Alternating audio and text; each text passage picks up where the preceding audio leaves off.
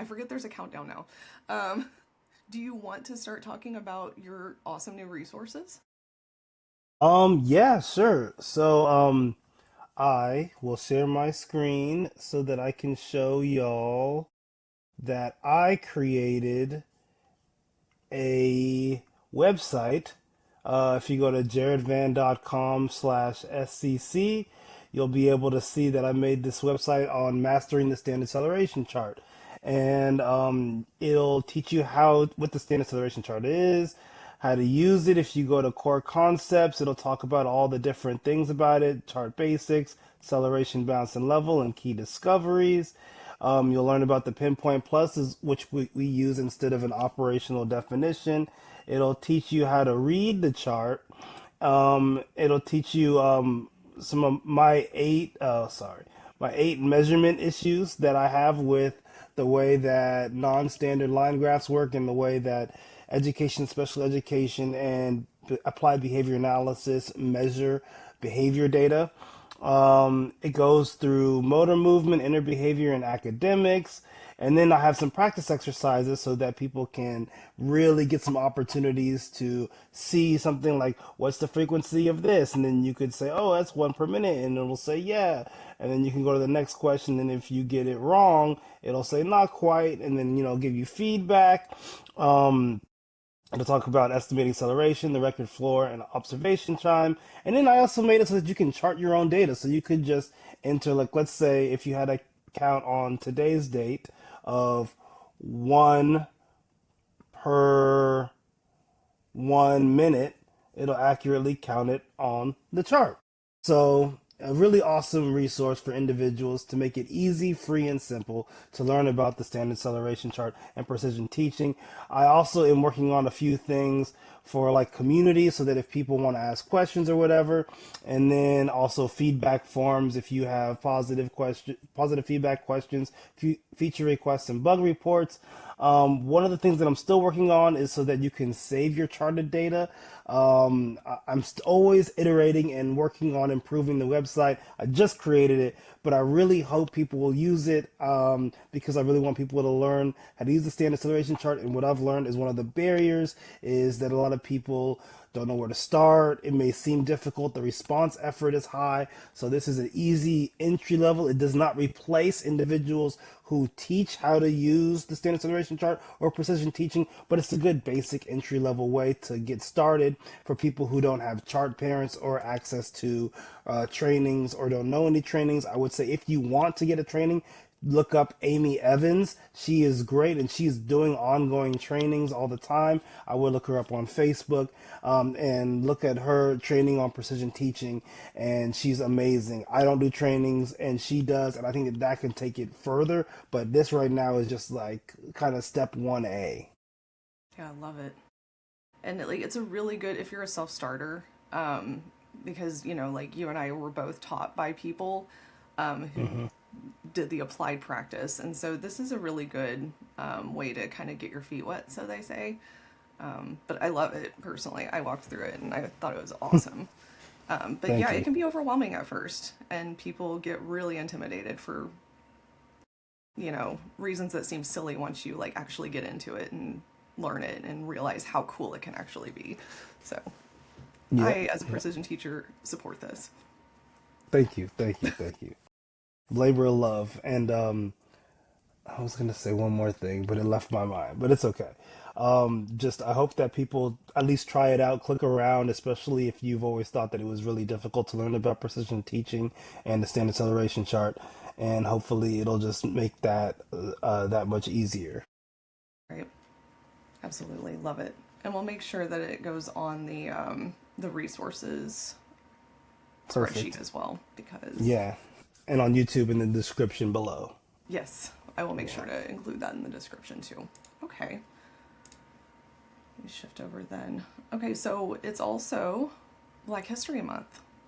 Yeah. Happy Black History Month, everyone. Just so you know, on my Instagram, Jared Van Education, it's also on TikTok and Red Note and Upscaled, Upstart. I forget what the new app is called. Um, I post on there too, all under Jared Van Education.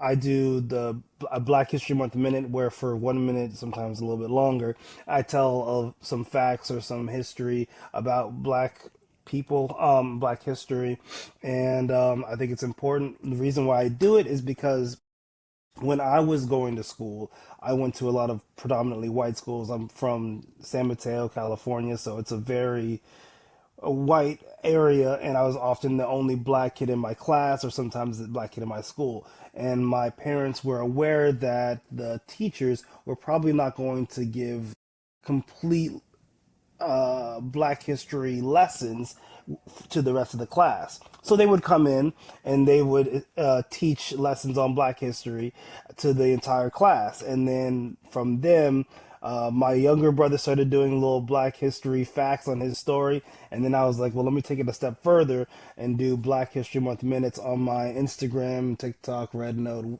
what have you. And people really enjoy it, and I really enjoy it. I enjoy it. I think it's awesome. And it's like succinct information, easy to digest. So, if you have a short attention span, it's like perfect. And then you get fun facts to share with people and in a timely way, I think. Yeah. Yeah, I love it. You bring all these things to the table today, and I'm just like, I, I'm just here. Hello. Well, I'm on an off term, so let's be clear. I don't have to work with any students right now.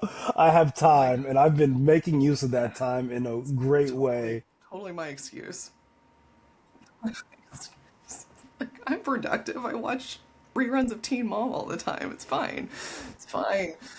Oh gosh, it's like, we were talking loosely about imposter syndrome. It's like that ain't helping. Like, God, maybe I should, like, I don't know, work on those studies I've had planned forever.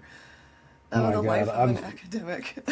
I'm in the same boat because I didn't realize in California, the IRB, they ask, or maybe it's not just California, maybe it's our IRB specifically.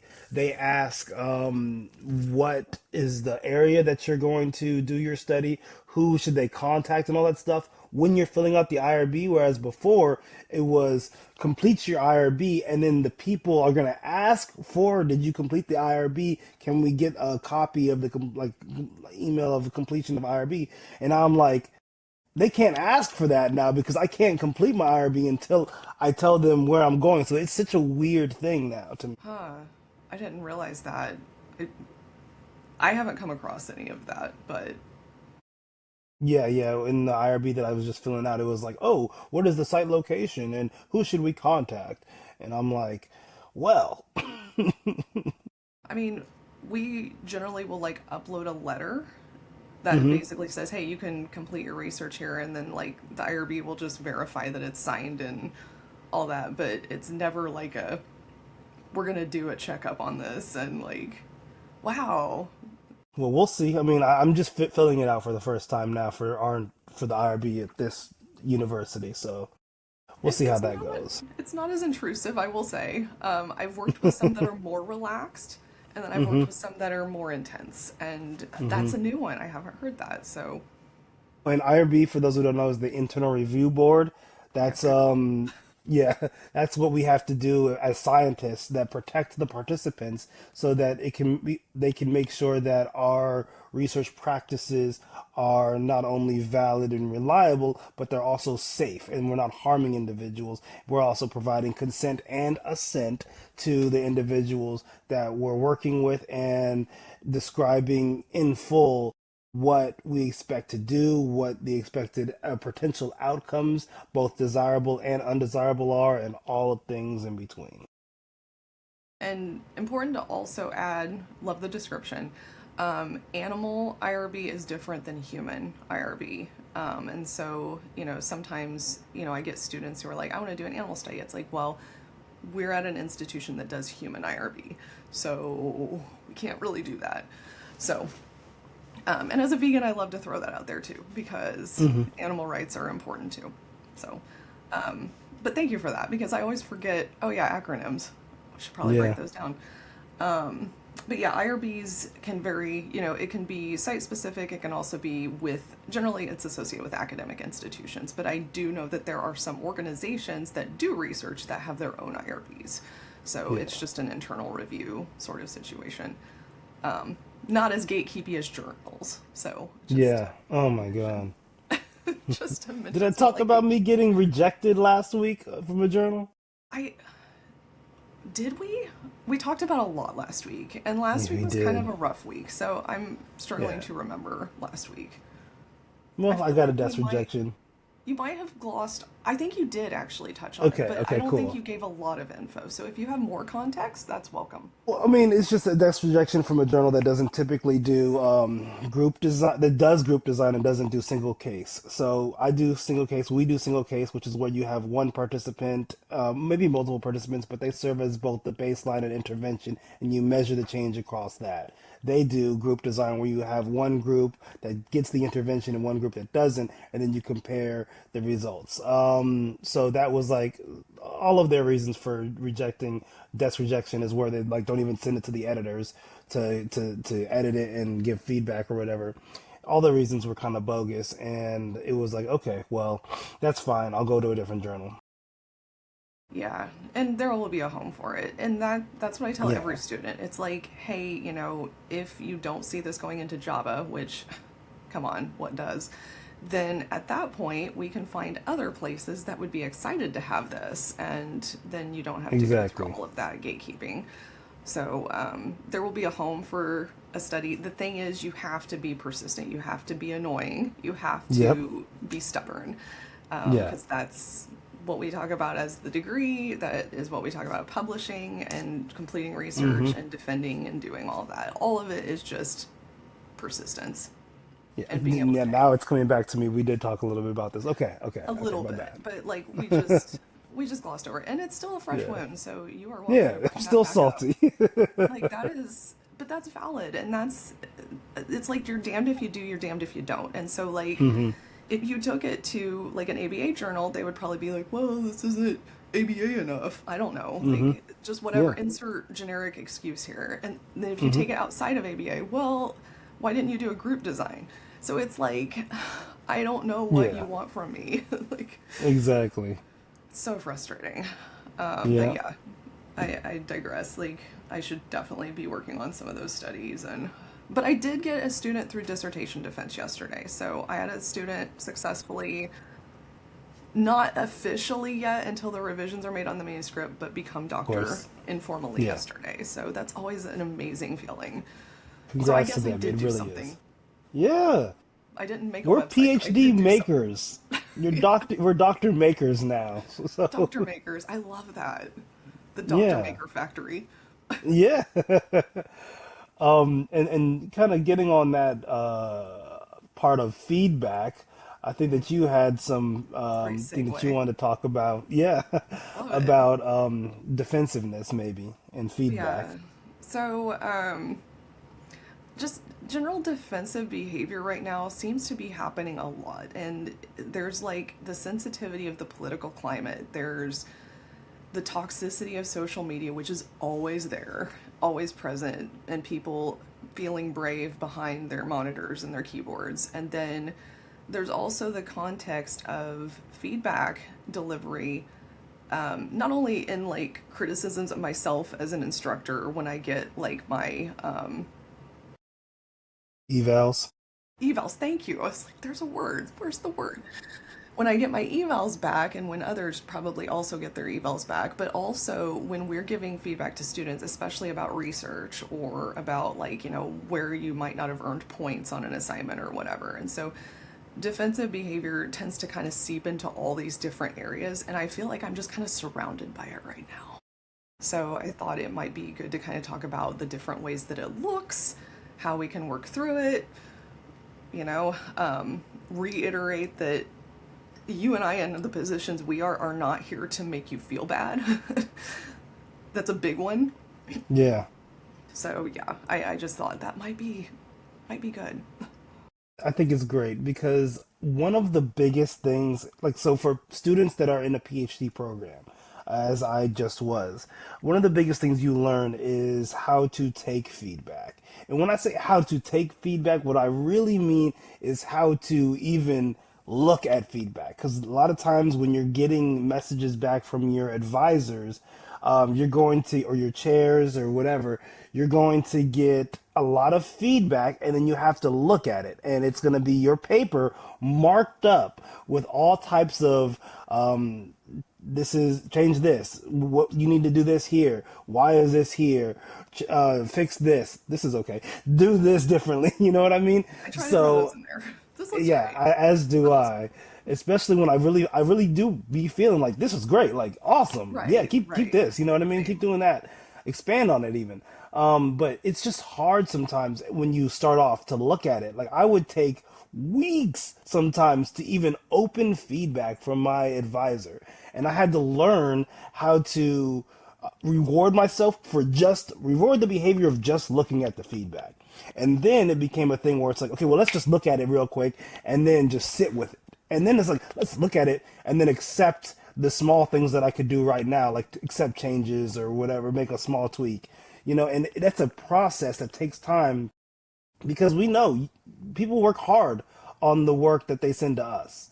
And we have knowledge of like the way that it's supposed to be structured to be acceptable in this academic climate. And we're teaching people that have no, that just straight up just don't know because they haven't been shaped, their behavior hasn't been shaped or taught yet how to do it in this way. And we're like, hey, this is the way that it's supposed to be done, so let's get it to here. My thing is one thing that one of my teachers said, my professor said in one of her writing classes, she was like, we need to separate the writing from your ego, like, you know what I mean, and just separate those two. And it's That. just we're just working on the writing and we're Yeah. just switching it up, fixing it up, and shaping it up to get to where it needs to be. You are not this paper, you know what I mean? So separate Yeah. the writing from the ego. What do you think? That's a beautiful way to say that. I love that. And that's the thing. Like, we could say that in the same way of it's not personal. And, you kind of mentioned this as well. A lot of times, the feelings and the experiences and the behaviors that you're demonstrating as part of that defensiveness, especially as a student in an advanced degree program, is brand new. And so you're dealing with this for the very first time. You don't know how to deal with it. And that is an issue. And I can't tell you how many times I've had students who are exceptional students. Like they check all of the rubric boxes and they complete their assignments and all of that. But then when it comes to a thesis draft or a dissertation draft or whatever, we've got a lot of things to work on. But you're not doing a thesis as your assignment generally. You're doing just like short little discussion board posts, or you're doing like a hands-on activity or whatever. And so it's very new. And a lot of what I see, especially students straight out of undergrad, is, oh, well, I never got feedback from anybody, I just got like A's. And it's like, I was one of those students too. And so once I hit, like, high school sucked for me, but also undiagnosed autistic. But then once I got to college and I could pick my classes, I soared and I was on it. So I get to my master's program, same thing. I barely get feedback. I get all A's, all these things. I get to my doctorate and all of a sudden people are criticizing me. And that's how I took it. I was like, oh, so if there's criticism here, it must be about me. I must be a failure. And that's what you can't do. It's a big, big no. And that's the first gut instinct is, oh my God, there's something wrong with me. And that's not the case, period. And I can say that now as somebody who's been there and somebody who's on the other side of it. That is, we do not see you as less of a person. We just want to help you. So, yeah, Yeah. I think that that's kind of what I see. Yeah, I say the same thing, and I feel whenever I see, because I had a similar experience to yours, where I had a student and I really had to shape up their writing, and what I saw was not this student sucks, they're bad, they're stupid. No, What I yeah, saw is you haven't had feedback from your previous right, advisor on what you need to do, so you just kept right. going, and that was a disservice to you.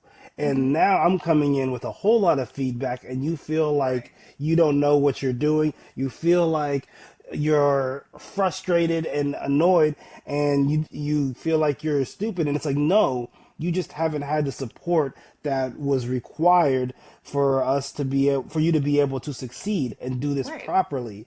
And I just think that when I see somebody, and I try to explain it to them every time, hey, you just didn't get the support you need, and we can easily work on this to fix it, to make it to where it needs to be. It's just writing, it's just some stuff that you've never done before. And when we really put it into context of like, hey, you're doing something totally new, something that most people never do, and just looking at the feedback, I try to tell them is a win, because I know having that email sitting in my inbox, knowing every day I gotta look Like, at that email, gotta look at that email. Yep, it's just, searing a pain into my back, walking around with that all day. So yeah, just looking at that feedback is a win. a huge win. Yeah, and like it I don't want to say it doesn't get better, but like that feeling, if you continue on to be a researcher and you continue to try to publish, that feeling will persist a little bit, because when Hmm. you see that you have had your manuscript reviewed and the review is back, that same feeling hits every single time. Yep. And it's like I have to sit there and be like, okay, it's not me as a human. Hmm. The systems at play who are going to tell me what I'm not doing to conform to their standards or whatever. And that's the thing is, you were talking a little bit about the opportunities and everything. That's also embedded into the systems of privilege. And so like Hmm. that's another thing I remind myself too, like especially if I get a student whose grammar is not great or formatting is just they're not aware of how to do the formatting. It's like, okay, well, maybe you went to a school that didn't prioritize these things. Maybe, you had different opportunities available to you. Maybe you didn't have access to tutors while other people did. And like, whatever the case may be, we could talk about privilege and the lack of privilege and embed it into any of these conversations. And I think that that is another one too. And so like if I see a student who I think has really not been given those opportunities, I try to give extra attention to it, but sometimes that can be perceived as being harder on them. And Yeah. so, I try to embed those positive things like, hey, you didn't format this correctly, but this one is spot on. Keep Hmm. doing this. This right here. Love it. And, that positive feedback, I didn't always get that from different people who were in my circle. And so I'm really mindful now as I give feedback to try to do that extra bit. And I think it does make a difference, tone I wise. agree. And the thing is, as a educator, especially as someone who has us both, who people who have deep knowledge in behavior science and how behavior works, when we see stuff in people's paper, it's like, ooh, that's wrong. How do I address this? Because I could just dock them and say nothing. Then I could dock them and give them feedback. Some professors are like, it's not a big deal. I'll just let it slide and I Yeah. won't say anything. And then it persists and it builds up. And then that's when it's like, oh, well, this professor thought it was okay, but this professor Right. didn't. You know what I mean? No, and And it it's becomes just another like, issue. exactly. So, I mean, it's difficult that us professors need consistency in our grading procedures, but it's also like we are not just grading. That's not the only thing we ever do. A lot of times students are like, oh, when are you going to be able to give me my feedback or my grade back? It's like, I need to put this into context. Let me tell you how many students I advise. Let me tell you how many students that I have in PhD and masters, and then also the academic advisees, the meetings, my own research. Oh, and I also live a life, you know? I mean, so Right. like Wait, you sometimes do? when you put it into when you put it into that context, they're like, "Oh, okay, I understand why this feedback takes a little bit longer." And then when you read the entire paper, a lot of times what I've learned, especially when you're trying to like read, like if you're going to be an editor, or not an editor, but like a reviewer for a paper that's going to be published, you read the first time for understanding, then the second time you read it again for being able to review for problems with grammar. Then you read it for problems with what they're saying, as it relates to whatever science they're trying to articulate. So like, there's multiple times you're reading. It's not just I read one time and I'm done. It's a lot of effort just to grade one paper. Times that by how many people are in the class. Times that by how many papers that they have to write. It's a lot. It can be. And that's the thing. Like definitely give us grace. We try to give you all grace. Um but yeah, I'm probably not helping in that regard because I'm the type of person that as soon as someone sends me something, I'm like I need to get that like right away. And then I send it Same. back just so it's not on my to-dos because then it bothers me. It's like that inbox thing. Like it's sitting Hmm. there and I don't want it sitting there. So like I probably set up all sorts of people for failure because I know that they have more lives than I do. Like I don't have much of a life, and like it is what it Yeah. is. But you know, I feel kind of bad in that regard, but also like it bothers me to sit on things. So I do what I can. Same. I remember the first class that I taught as a PhD student. My the advisor that I had at the time for that class, he told me, don't respond to student emails until after 24 hours. Yeah, And I was like, because we're I'm setting a I'm somebody precedent. as soon, yeah. So I was like, okay, and I did that, and that's not necessarily the way that I work now, but I think that it helped me understand that, hey, just because they sent it to you at 9 p.m. at night doesn't mean you have to respond to them that night. You know what I mean? Give yourself some time and some grace, and understand that you shouldn't be, on their beck and call. You should be responding to them within a reasonable amount of time. But if you make it have this relationship where you're always at their availability, then they'll use that, which is understandable. But Reinforcement. yeah, exactly, and it's unreasonable, Hmm. and it's something that you often can't sustain. So one thing that I did, explicitly, because I was like, man, this whole thing of keeping the feedback in my inbox for weeks is not helping me at all. It's making it longer for me to be able to complete this degree. I had this sparkling water that I really loved, and I said that I could only drink it after I read feedback. So when I would open it up, I would go get the sparkling water. I would have it here. As soon as I finished reading all the feedback, open it up. So I had that temporal contiguity of when the behavior occurred and when the reinforcement occurred.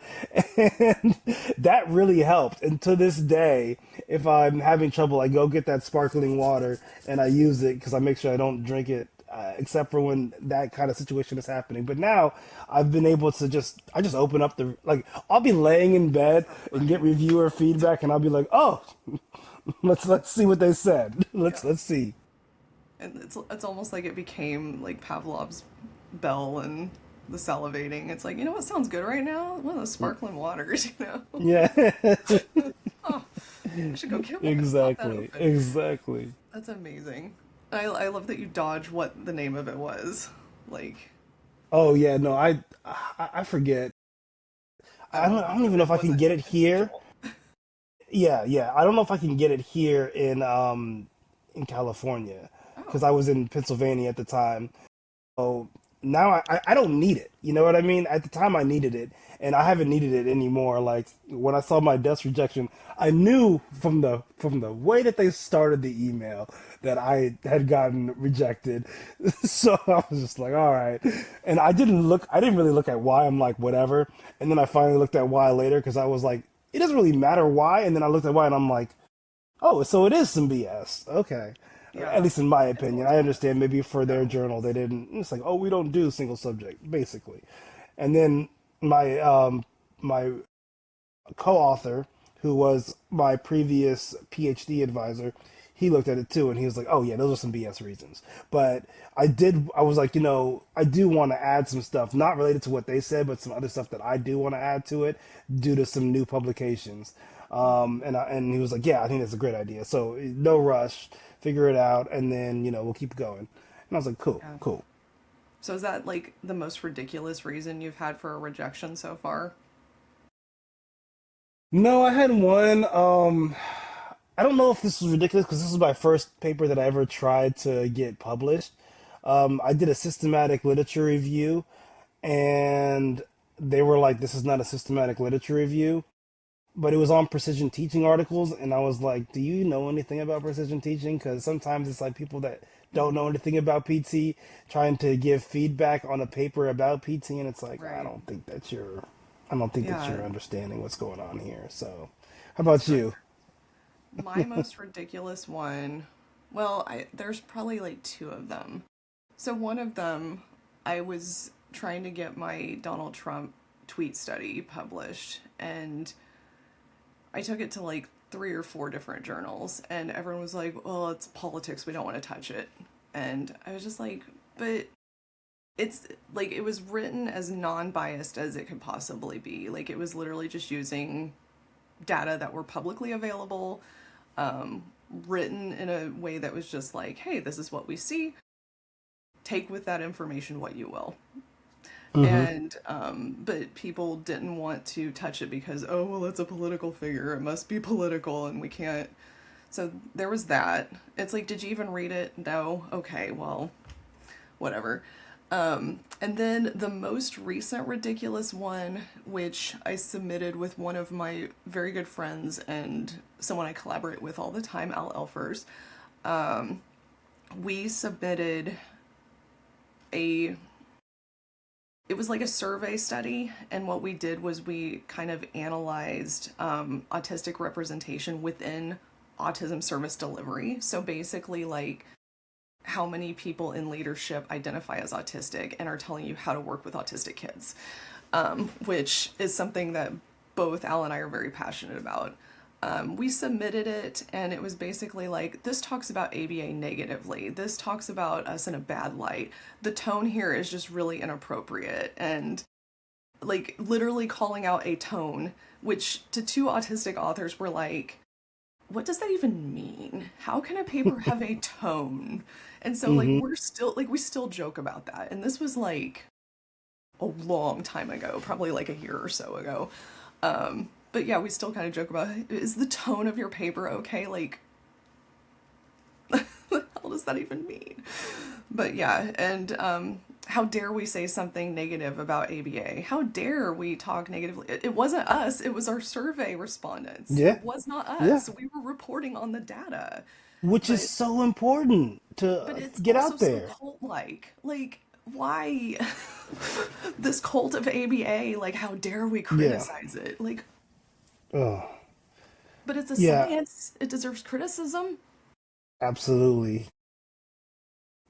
It's so messed up. Like there's so many this is the way we do things. So we're going to continue doing things because this is the way we've done it before Right, but in that's the the past. definition of insanity. Like, literally, Yeah. it's the definition of insanity. Expecting a different And result. and I take a lot of issue with the way that people deify tradition. And I think that a lot of the times I'm going to write stuff that's going to break tradition because I'm not tradition as I come into academia. So I'm going to have some things that buck against it and I will explain as I go along. Like one of the things that I think that we need to be doing in applied behavior analysis that they do in some other fields are having positionality statements before our actual paper to talk about how we come to the research. Because if I'm doing, like a lot of times you'll see, like what I do is when I read a paper, and it's talking about black people and it's like saying some stuff and I get a kind of inkling that these authors they seem like they're you know white people coming into black spaces analyzing black spaces believing that they're correct about their analysis, and I Yeah, say let me highlight that author, put it into Google and see what picture comes up, and oh wow, never fails. okay, yeah. So, giving a positionality statement, talking about how you're coming to the research, why you're coming to the research, what your background is, really helps because you can there. You're going to have bias. A lot of times they're like, "Oh, we're going to reduce bias. We're going to remove bias, so we're completely non-biased." There's no way that's possible. The Right. reason you're doing this research has bias, and you have a reinforcement and punishment history that brings you to this research, and that's going to shape how the research is done. And we need to describe and explain that so that we can have a better transparency of what's going on in our research and in our manuscripts and paper. Yeah. Well, there's also good bias. Like, not all bias Yeah, is bad. And, yeah. we actually had this conversation with my student defending yesterday and was talking about, because the study was about gender bias. Hmm. And it's like, not all of it's bad. If I repair with some of those experiences, like, I consciously try to do, which I've been called like sexist and racist for it. But like if I go to a farmer's market or a city market, we have a huge city market here in Kansas City, and if I go Hmm. downtown to that, I purposely go to black-owned, women-owned, LGBTQ over white men at those different small business vendors because I want to support those vendors in particular. That's not saying I don't shop at the vendors who have a white man, but I know that they probably have historically gotten more business, and I want to level out that playing field. I want to try to make that more equitable. And also, coincidentally, the prices tend to be cheaper. I'm just saying. But, it's one of those things where I think we can reteach those bad stigmas, those bad biases or whatever, and we can reframe them. And that's what I try to do to kind of challenge all that. Well, why did I go over to this booth initially? I'm going to change that. I'm going to challenge it. I'm going to go over to this one first, and then I'll go over to the others. So, like, you can reframe that, and it can be good bias too. Absolutely. And there's like a lot of ways in which we should be using that good bias to help tell the story of what is happening in the science. Because, like, for example, I'm really interested in people who are autistic and in the field of ABA and what they think and feel about all types of things that are going on or not going on, because that helps improve the field. Having people from that identity that are explaining and expressing what's going on. I think that a lot of times that's good bias because it can help us better understand, and not that everybody from one identity is a monolith, but it can help, weed out some concerns, because if we never listen to the individuals that are supposed to be the ones we're studying or working with, then we're not going to be able to get closer to them to make us have, what is it, beneficent practices. Uh, Yeah. malef- I want to say maleficence, but that's not right. That is a No, no, villain because from like Snow I White. just did the IRB training again, and they were like the beneficence, the you have I to you have to. like I never say those two words correctly, so like I love that you also struggle with that because Oh I always end man. up saying Maleficence, and then I picture like the Sleeping Beauty Yeah, yeah, once. yeah, yeah, Also Disney adult, like you yeah, can't undo the pairing. So, but yes, I know what you're saying, and I'm sure others would too. yeah. Yeah, it's yeah. Yeah, no, I mean, so I think it's just important, I mean, in talking about the bias, because there's that, and there's the whole professionalism and calls for professionalism. There's been Yes. quite a few interesting updates in the calls for professionalism recently, especially in the ABA field, especially when it comes to ABA practitioners and ICE.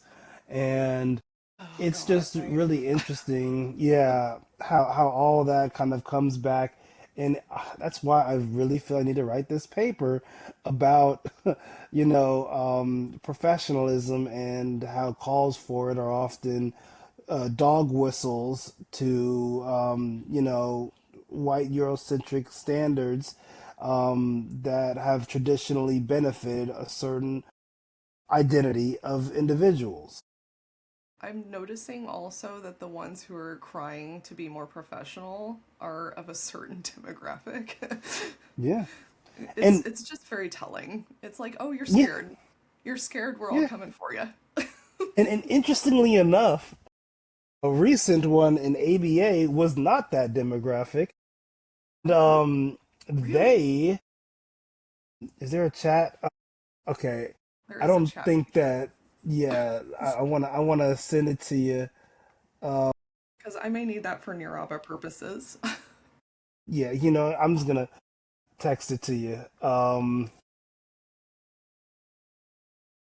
There was this individual from this demographic, and they made a video calling for professionalism, saying that saying F ICE as a practitioner is not professional and you shouldn't do it.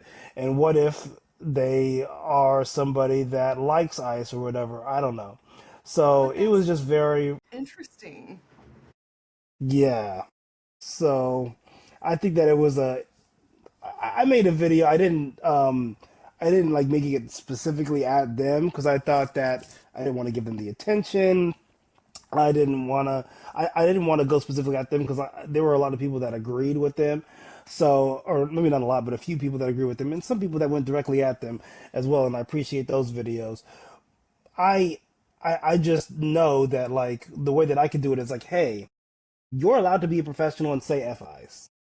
Right. You should not have to be um, the oppression and the violence happening by ICE and individuals that support ICE does not have to be met with silence. It shouldn't have to be met with neutrality. It shouldn't have to be met with politeness. You know what I mean? That's messed up in all of it. So I made a response to that. So But it is interesting because the information that you shared with me, that is one of the demographics that has kind of confused me about this whole thing. Because it's like, do you realize how contraindicated that is? So, yeah. It's like, yeah, to me, it's like white women that voted for Trump. yeah, Like, yeah. Yeah, it's voting for your against your own interests, and the thing is, it happens all the time. And if we look at it in a behavior analytic perspective, why does it happen? What reinforcement are they seeking or receiving from engaging in such behavior? Because clearly they're not coming into contact with the punishing consequences that we believe would occur.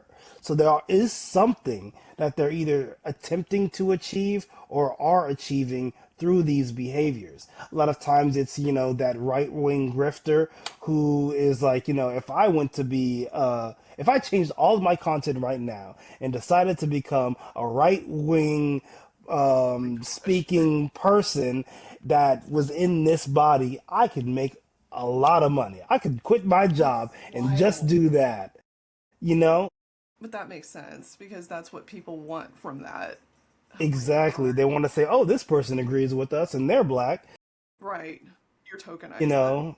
Exactly. And tokens get spent, you Yeah. know? I Um, mean, that's not false. And that like that goes back to the defensiveness too, where it's like in those social media spaces, you're going to face a lot of criticism. And especially if you have an opinion that is based in supremacy culture. And sorry, my cat is like wild today. So it's uh, okay. once in, once out, wants to play, wants to be held, doesn't want to be held, doesn't want to play. So if you hear mewing, that is Doug. He is trying You're to good. participate in the conversation. Pronouns he, He's him. got strong feelings. He does. He's really mad right now, okay? Um, he's like the happiest little cat. And so I think it's always funny to talk about how angry he is. But yeah, so there's a lot of backlash on both sides of the whole FICE stuff. We face criticism as people who are in social media and public. You face probably arguably way more. You have a much wider reach and everything than Niraba or myself would ever probably have. But yeah, it's I don't think the defensive behavior is helping because when we point out these facts and these features of everyone's behavior and what's actually going on in these spaces, particularly within ABA education, all of that, it's really met with a lot of resistance. And I think that that is kind of tying back into that whole conversation 100%. Yeah, and I think that a lot of times the negative feedback, like, it just stands out so much more than the positive It does. feedback. Because I get so much positive feedback on my social media content, but what am I responding to and thinking about? The few Totally. negative feedback I get, or feedback that's corrective. You know what I mean? And that stands out, which is kind of interesting and unfortunate. But I've been working on trying to attend more to the positive. And here's one thing that I think is a really good quote. It was attributed to Aristotle a lot of the times, but some people say it's not. So I don't know what's true. I'd never met the dude. I had never heard him speak. But they say that there is only one way to avoid criticism: do nothing, say nothing, and be nothing. And Which I think that we both this agree that is not the right way. no, I think that this is a really good quote to just remember that, criticism means that you did something, that you're doing something, that you are actively involved, usually in the intellectual realm of something. And, if you want to not be criticized, the only way is to not do anything. Yeah, totally fair. I think it's also important because, like, if we're getting an eval back, there are some students who really provide helpful feedback that is, you know, criticism. And so, like, if someone basically says, hey, I really liked the live meetings, but I wish we could have done more of this in them, Hmm. I'm going to listen to that because, like, that's helpful and that helps shape my behavior and all that. But, like, the way it's delivered, and, like, social media is a big example of this, you tend to get more name calling, you tend to get more insults, you tend to Hmm. get more of what I would consider like toxic behavior. If you have something constructive that you need to say, and this is not me tone policing, this is not me calling for professionalism or anything like that, but if you expect to have some sort of constructive resolution from Hmm. whatever you're throwing out there, people aren't going to listen to you if it's met with attacks and name calling and all of that. Like, it's not going to happen. And that's something I've had to learn because social is not my strong skill. Um, and I've had to soften my tone a lot because people don't like being direct. People don't like bluntness. Hmm. I've had to figure that out, and I'm still working on it. It Yeah. sucks, but it is what it is. Same. Because there's sometimes what I want to say. There's sometimes I want to be educational and teacher, but sometimes I just want to give a big F you to the person that's being super mean, racist, whatever. And especially like if I'm like, okay, I'm gonna go in on this person. Let me look at their profile. Oh, R.I.P. Grandma. Um, well, here we go. You know what I mean? How do, but there's also the thing of like a lot of the time, unfortunately, on the internet, the engagement is are bots, and I don't always know how to tell if it's a bot. Sometimes I'm just, you're a I'm bot. not good at You know it. what I mean? And who knows? But it's just like so frustrating that it's like, where are all the good bots? You know what I mean? Where's the good bots that are Hey, they're hyping good people up? bots. Yeah, They're good exactly. Why bots. the bots always got to be racist, sexist, homophobic, ableist, bigots? Well, think about who develops the bots. Oh wow, that's crazy. I wonder who. I mean, we could trace some of Ugh. that probably back to Elon Musk and look at how friggin' Oh, toxic he is. Like, definitely. But but it's just even saying. but even like, yeah, you're right. And the unfortunate part is the anonymity that the internet provides does elicit and evoke super problematic behavior. I mean, I Yeah. remember growing up, getting on Xbox Live back on Oh Xbox God. 360, In the and early days. oh my God. And it's still bad now, Early. but I mean, like back then it was like It was very so good. new. And I'm a kid, but my voice hadn't even dropped yet. And I Yeah. was being called You were all sorts young. of stuff. And I'm like, you don't even know I'm black behind this, but you're just letting it fly. Yeah. And It was it's like, bad. yeah. And And that's valid. Yeah. and if you sound like a woman, if you're a woman on, Yeah. I'm glad you acknowledge this because, like, I could not play online games. Like, at the height of working at GameStop, I worked at GameStop during, like, the peak of GameStop, which was, like, hmm the early 2000s. So we hmm launched the PlayStation 3. We launched, like, the brick PS3, which I still have, hmm by the way, and it still works. And it's a Blu-ray player, and it's amazing. I spent way too much money on it, but it is what it is. And so, like, we launched all these great systems. We had the midnight launches of all the WoW expansions. Like, we did all the things, like the height of GameStop. And I worked with all men, and all of them were like, "Oh, we're playing this online game." Like, I remember the PS2 when they launched the internet adapter thing that you put on the box, and it hmm was like Final Fantasy 13 online or something like that. And they were like, "Oh, you should play. You know, we're all playing." Blah blah blah. Anytime I would log in and somebody heard my voice or even just saw my character, because I embrace the feminine characters. I'm like girl power, hmm rah rah. I love the Spice Girls, and yeah, it's just like I was a target every single time. That or I was like verbally assaulted, or I had to read horrible things about what somebody was going to do to me or whatever. And it's like, this isn't fun. Like, this is Nope. unsafe. And Nope. I grew up in AOL chat rooms in the hmm 90s, like, and I have never felt less safe. And it's Yeah. still bad to this day. It's Yeah. still bad. It's not as bad, but it's still bad. And it's like, that's why I won't do like open world chat. I won't, like, I will do a private Discord server. I will chat within game in a group that's controlled and private, but I will not Yeah. open world mic. I won't. Yeah. Ugh, I'm Yeah. glad you acknowledge this. No, I totally get it. And like I have because of what I experienced, I never went into the toxicity fully, but there are ways that like I definitely combat it. Like I remember I was young and it was like he was like being racist, bigoted, now they're like, I can't hear you from the bottom of the scoreboard. And you know what I mean?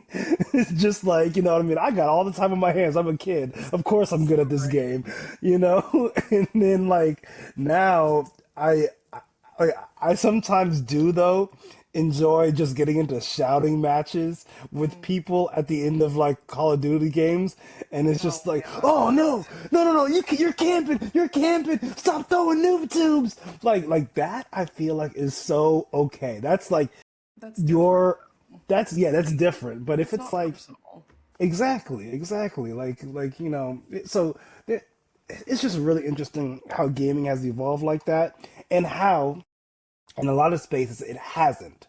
Yeah. And It's like you very can behind. see it in some of the streamers and how they talk, oh, they put a black person in the game, it's woke, you know what I mean, or I have to play as a woman.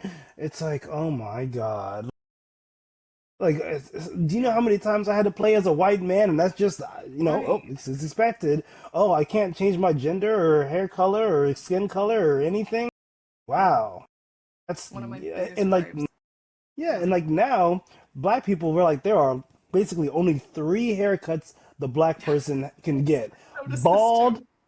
you can get a small fro, and then the Really close. Killmonger cut. Yeah. The really close taper. Exactly. Almost So flat top of the 90s. Yeah. Like, when we get like a lot of options, it's so beautiful. But like black people right right. now, we're really against the Killmonger cut because once the Killmonger haircut came out, it just got it took over the world. That's so funny. And that's one thing that I like. I don't play The Sims very often, but I really do love about The Sims is like there's so much character customization. And Yeah. this is completely kind of off topic, but like The Sims is a beautiful example of how you can embrace all different shades of color and all different hairstyles and identities. And Like you can look non-binary, you can, you know, look Hmm. femme, you can look masculine. Like it's just it's beautifully done. And then like I make really messed up situations for my Sims, but the character creation is probably my favorite part of The Sims, which is just so weird, but whatever. And I think that we could attack and break down a lot of toxic masculinity by having men talk about and think about their choices and decisions while they're doing their character Uh, customization, because it's like, okay, why did you make that choice? You're build are you building your ideal male right now? Like he's taller than you. Is that what he you, doesn't so look like you. exactly. And then That's there's hilarious. I love that. also like people talk about like um sports games. A lot of people play like, Madden or Hmm. NBA 2K, and it's like, really, these are MMORPGs.